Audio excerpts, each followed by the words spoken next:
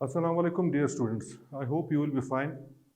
Today we will learn how to translate from one language to another. हम translation सीखेंगे कि translation किस तरह की जाती है, उसके लिए किन किन चीज़ों का हमें ख्याल जो है वो रखना पड़ता है। तो सबसे पहले जो रिक्वायरमेंट है वो तो है विकेबलरी की। आपके पास विकेबलरी का ज़ख़ीरा होना चाहिए। आपके पास अल्फाज का ज़ख़ीरा होना चाहिए of both the languages, English and Urdu both. इतने ज़्यादा की भी ज़रूरत नहीं होगी, बस इतने अल्फाज आपको आने चाहिए कि आप अपने आइडिया को या जो दूसरे लैंग्वेज में जो आइडिया बयान किया गया है उसे आप एक्सप्रेस कर सकें, उसका आप इजहार कर सकें। ठीक है, तो विकेबलरी जो है वो फर्स्ट रिक्वायरमेंट है कि आपके पास ज़ख़ीरा अल्फाज होने चाहिए। The second requirement is you have to look and care for the tense of the sentence.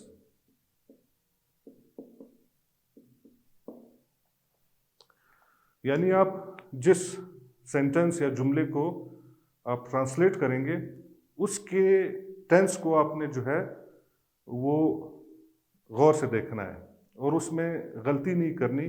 अक्सर औक़ात स्टूडेंट्स ऐसा करते हैं कि उनसे गलती हो जाती है और वो टेंस को जो है वो मिक्स अप कर देते हैं।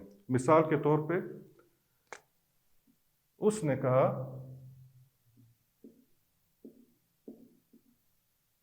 कि वो बीमार है। ठीक है, जब हम इसे ट्रांसलेट करेंगे तो हम इसके टेंस का ख्याल रखेंगे। अमूमन स्टूडेंट्स गलती करते हैं और वो कुछ इस तरह से ट्रांसलेट कर लेते हैं कि he said that he is ill. तो यहाँ पे एक वाज़ेह गलती है टेंस की। यहाँ पे सैड आया है, फिर यहाँ पे वर्ब इज जो है वो रॉन्ग है। इसकी जगह पे वॉज हम लिखेंगे, तब जाके इसका सेंस और इसका टेंस जो है वो कंप्लीटली पोर्ट्रे होगा। जैसा कि आपने देखा होगा कि डायरेक्ट इनडायरेक्ट स्पीच में भी हम टेंस को जब चेंज करते हैं तो रिपोर्टेड स्पीच का जो टेंस होता है वो रिपोर्टिंग स्पीच के मुताबिक हम लिखते हैं। For example, he said I am ill. तो जब हम इसको इनडायरेक्ट स्पीच में चेंज करेंगे तो ये कुछ इस तरह आएगा कि he said that he was ill. ठीक है, प्रेजेंट टेंस का रिपोर्टेड स्पीच का जो है वो रिपोर्टिंग स्पीच के टेंस के मुताबिक चेंज होगा और रिपोर्टिंग स्पीच का टेंस जो है वो पास्ट है। तो यहाँ पे आप देखें कि सेंटेंस जो है बिल्कुल करेक्ट हो गया, he said that he was ill. तो ये भी बिल्कुल यही मिसाल है। उर्दू में बेशक ये नहीं लिखा होता अक्सर औक़ात कि उसने कहा कि वो बीमार था, इस तरह भी लिखते हैं। तो जब इस तरह आ जाए तो आपने टेंस का फिर ख्याल रखना है कि इसे हम किस तरह से जो है वो सही ट्रांसलेट करें। एक और मिसाल है, टीचर ने कहा कि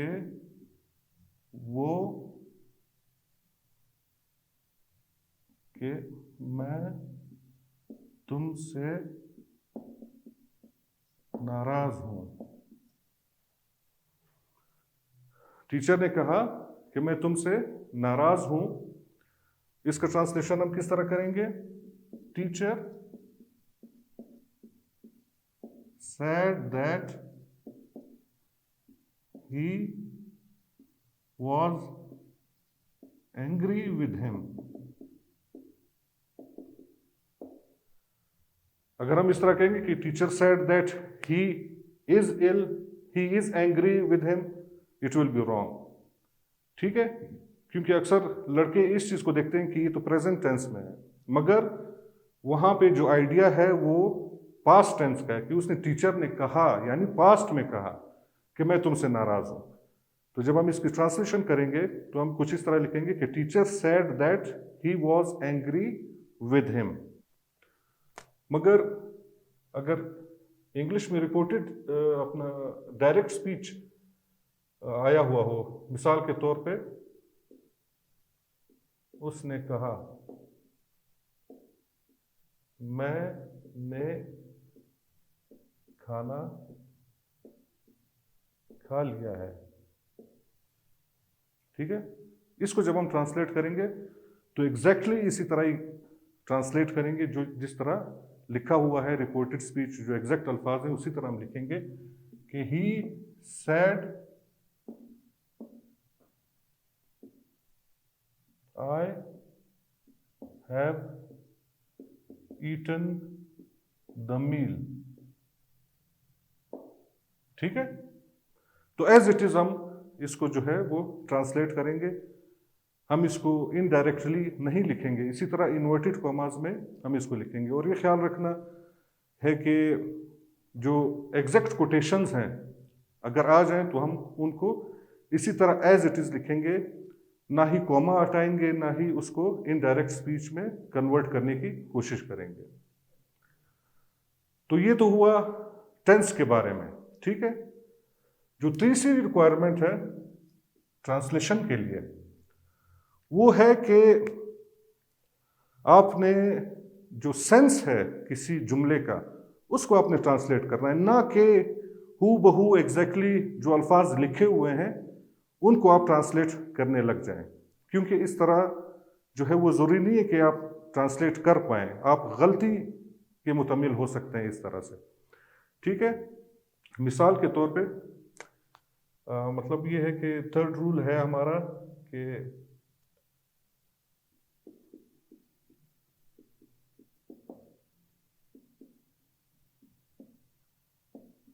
the sense of the sentence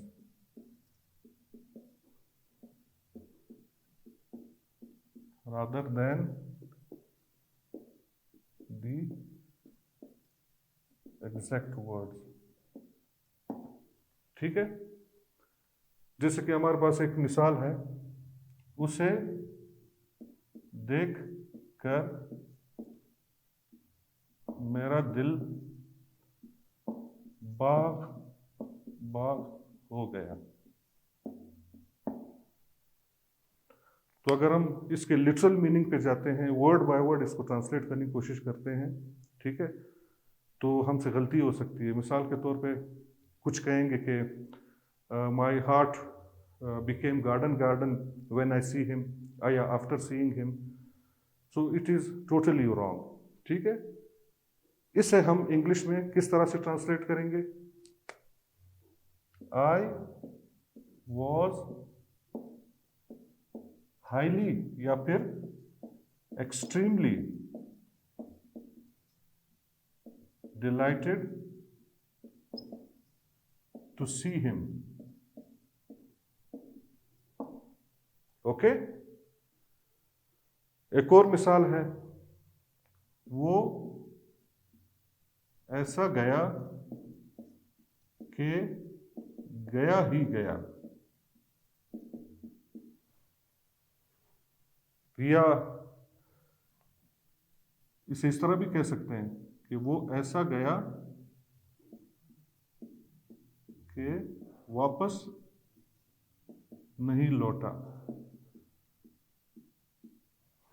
ये थोड़ा इनफॉर्मल स्टाइल है, ठीक है, मगर अगर हम इसे लिटरली इसी तरह ट्रांसलेट करेंगे तो गलती का एहतमाल है कि वो ऐसा गया कि गया ही गया। He went and so went that he went on, तो ये गलत इसकी ट्रांसलेशन होगी। इसकी एग्जैक्ट ट्रांसलेशन क्या है कि he went and never came back। इसके ये मानी, वो ऐसा गया कि गया ही गया, मानी ये है कि वो ऐसा गया कि वापस लौट कर नहीं आया। तो इसके इंग्लिश में ट्रांसलेशन इस तरह होगी कि he went and never came back, या हम इस तरह भी इसको एक्सप्रेस कर सकते हैं कि ही वेंट फॉर गुडनेस।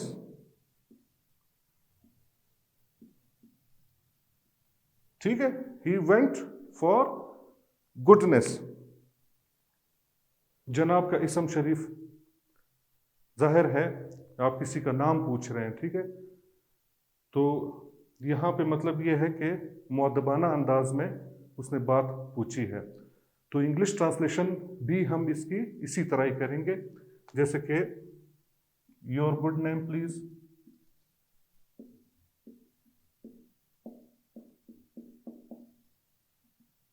या may I ask your name please.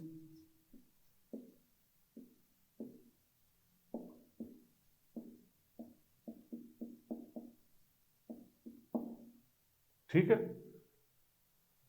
हम इन दोनों तरीकों से इसको एक्सप्रेस कर सकते हैं, इसका ट्रांसलेशन हम कर सकते हैं इस तरीके से। क्या आपका सर चकरा रहा है? अगर हम इसको अब लिटरली उर्दू में वर्ड बाय वर्ड अगर हम ट्रांसलेट करेंगे तो गलती का एहतमाल हो सकता है कि इज योर हेड वर्लिंग या मूविंग राउंड एंड राउंड, तो ये गलत होगा। इसके लिए सिंपल एक्सप्रेशन है कि आर यू फीलिंग डिजी। डिजी की मानी भी सर चकराने के हैं, ठीक है, तो बजाय ये कि हम लिखेंगे his head was moving round and round, that will be wrong. इसके एग्जैक्ट जो वो है एक ट्रांसलेशन या इसका जो मतलब है वो ये है कि आर यू फीलिंग डिजी, कि आपका सर जो है वो चकरा रहा है। नेक्स्ट हमारे पास मिसाल है, ये रोड किधर को जाती है, तो हम ऐसा नहीं कहेंगे कि where does this road go to. ठीक है, रोड जो है वो कोई इंसान नहीं कि वो पैदल चल के जाए, मतलब ये है कि ये जो रास्ता है ये किधर को जाता है। ठीक है, इंग्लिश में इसके लिए हम इस तरह लिखेंगे, where does this road lead to. ठीक है, लीड मतलब ले जाने के, मतलब ये जो रोड है ये किस तरफ को जाती है, तो इसकी ट्रांसलेशन जो है वो कुछ इस तरह से होगी। एक और मिसाल है, कैसे आना हुआ।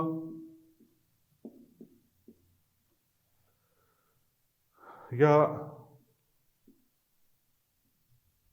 मूसलाधार बारिश हो रही थी। ठीक है, कैसे आना हुआ, इसके लिए भी एक्सप्रेशन है इंग्लिश में। ठीक है, कि व्हाट ब्रिंग्स यू हियर।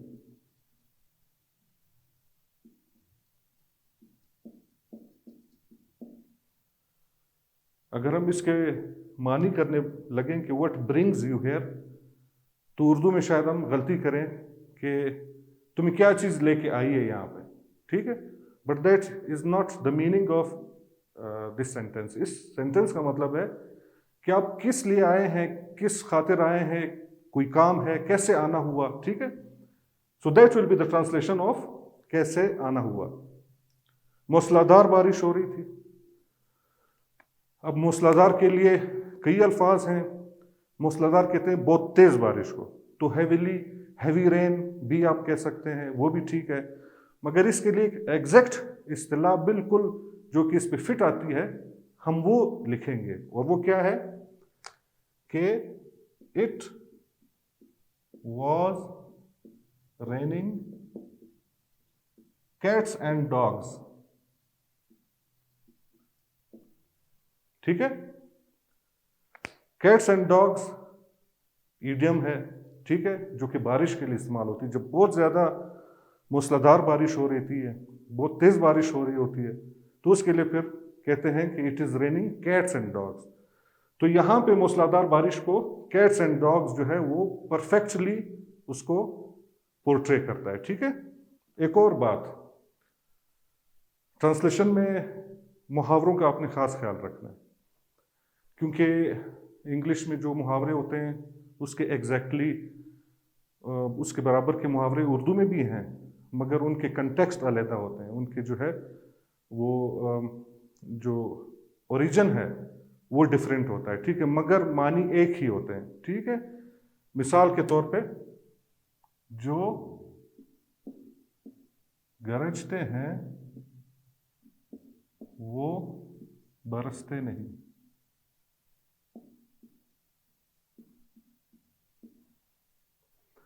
जो गरजते हैं वो बरसते नहीं। अब हम इसको लिटरली इस तरह इसकी ट्रांसलेशन हम जब करेंगे तो ये बहुत ही ऑकवर्ड लगेगा। तो इससे मिलता जुलता इंग्लिश में हमने ईडियम को फिर ढूंढना है, या प्रोवर्ब को हमने जो है वो ढूंढना है कि इससे मिलता जुलता प्रोवर्ब क्या हो सकता है। तो इससे मिलता जुलता एक प्रोवर्ब है कि बार्किंग डॉग्स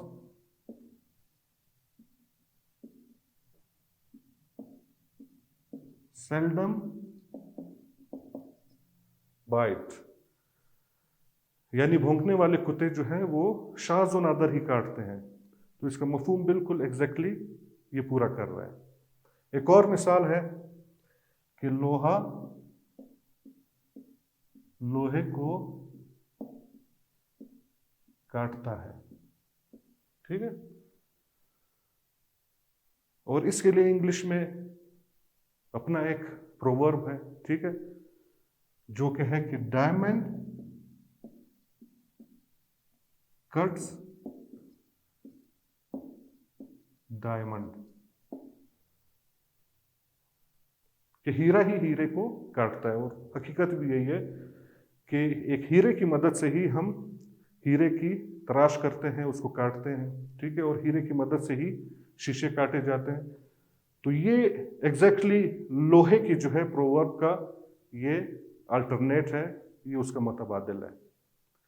एक और मिसाल है मुहावरे की कि इधर उधर की मत हांको,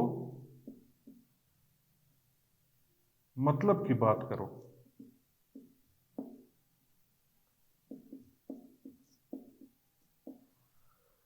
इधर उधर की मत हांको, मतलब की बात करो।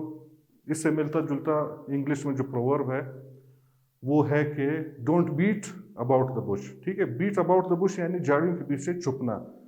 झाड़ियों के पीछे छुपना यानी अपने आप को किसी चीज से जो है वो छुपाना या कोई बात छुपाना, इसका मतलब ये है, ठीक है। इधर उधर की बातें करना मगर असल मुद्दे पे ना आना। तो इसकी जब हम इंग्लिश ट्रांसलेशन करेंगे तो कुछ इस तरह करेंगे कि don't beat about the bush, come to the point.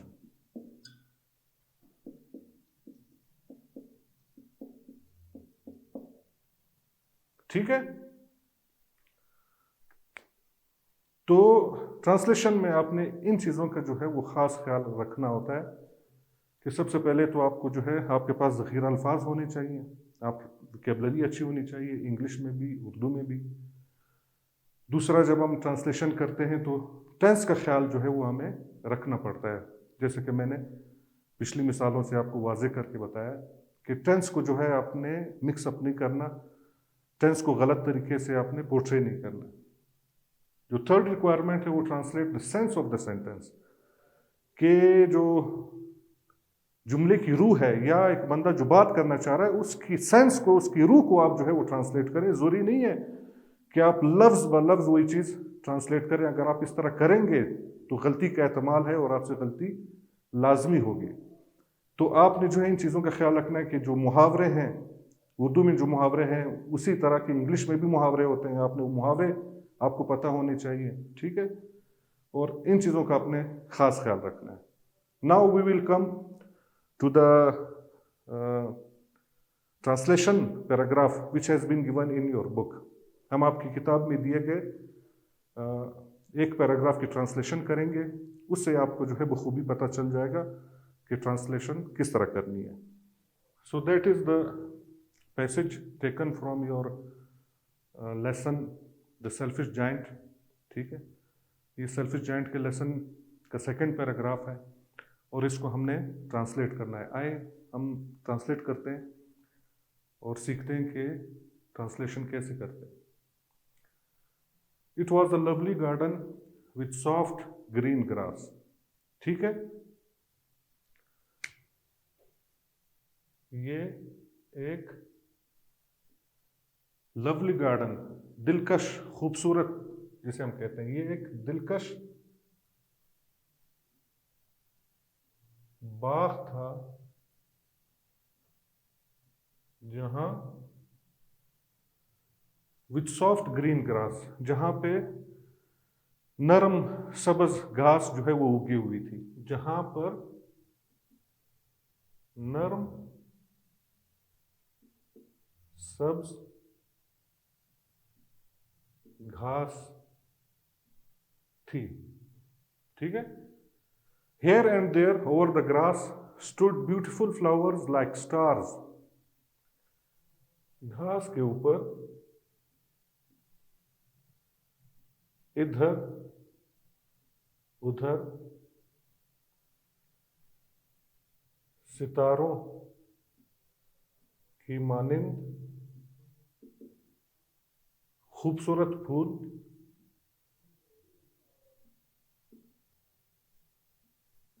फूल थे। ठीक है, and there were 12 peach trees that in the springtime broke out into delicate blossoms of pink and pearl। ठीक है, and there were 12 trees, और वहां पर 12 आड़ू के दरख्त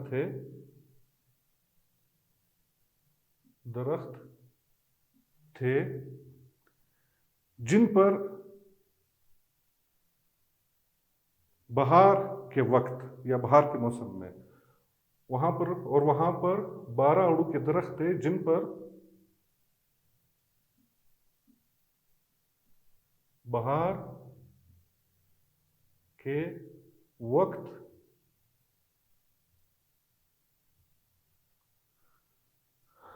broke out into delicate blossoms of pink and pearl. Broke out यानी फूटना, यानी उन दरख्तों पे जो है वो बहार के मौसम में पिंक, गुलाबी और पर्ल यानी मोती के रंग के, जो कि ऑफ वाइट होते हैं, उस किस्म के, उस रंग के फूल जो है वो फूटते थे। तो हम लिखेंगे कि जिन पर बहार के वक्त गुलाबी और मोती के रंग के फूल फूटते थे। ठीक है, and in the autumn bore rich fruit, और खिजा में उन पर, अब रिच फ्रूट को हम कैसे जो है वो ट्रांसलेट करेंगे। रिच के वैसे लफ्जी मानी तो अमीर को कहते हैं, जरखेज को भी कहते हैं, वाफिर मिकदार या बहुत ज़्यादा तादाद में भी होना, इसको भी हम रिच कहते हैं। तो यहाँ पे जो मीनिंग इसका फिट आएगा हम वो लिखेंगे, जैसे कि खिजा में उन पर वाफिर मिकदार में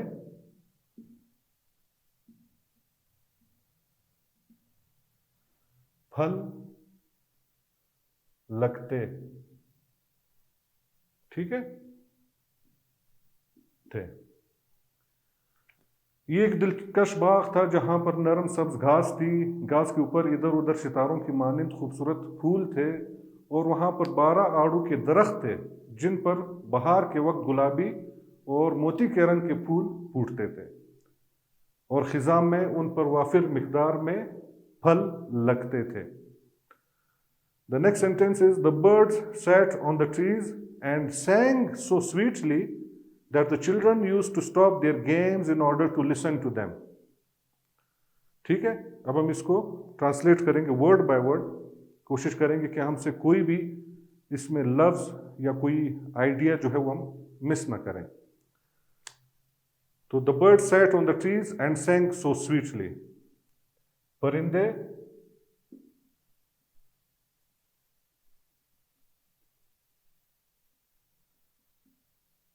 दरख्त पर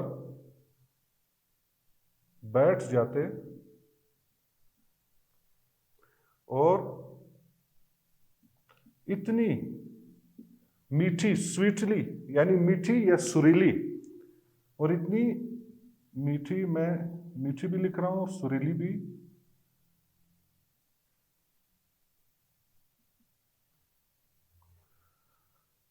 परिंदे दरख्त पर बैठ जाते और इतनी मीठी सुरीली आवाज में गाते, ठीक है, के the children use to stop their games in order to listen to them, के बच्चे अपना खेल बंद करके उसको सुनने लगते, ठीक है। परिंदे दरख्त पर बैठ जाते और इतनी मीठी सुरीली आवाज में गाते कि बच्चे अपना खेल बंद करके उसको सुनने लगते। How happy we are here they cried to each other, यहां पे वो जो बच्चे एक दूसरे से कह रहे हैं बात, that is the direct quotation या कोटेशन है, सही है। इसको हमने एज इट इज लिखना है इन्वर्टेड कॉमास में, इसी तरह। और अच्छा, बच्चे एक दूसरे को